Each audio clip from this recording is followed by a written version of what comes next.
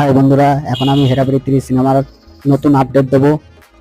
পরেশ রাওয়াল আজকে জানিয়ে দিয়েছে যে হেরাফেরি 3-তে তিনি ফিরতে চলেছেন বাবুরাই হিসাবে, এবং এবং তাদের মধ্যে যা সমস্যা হয়েছিল তা আলোচনা করে সবকিছু সলভ হয়ে গেছে এবং তিনি বাবুরাই হিসাবে ব্যাক করতে চলেছেন হেরাফেরি 3-তে।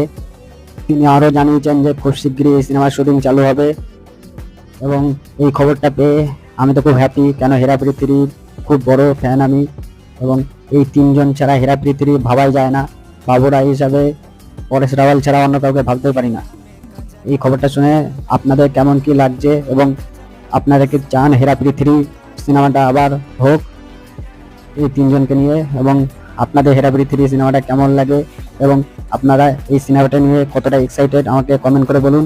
এবং এরকম নতুন নতুন আপডেট পেতে আমার চ্যানেলটাকে সাবস্ক্রাইব করে দিন, এবং ভিডিওটা ভালো লাগলে লাইক, শেয়ার এবং কমেন্ট করে দিন।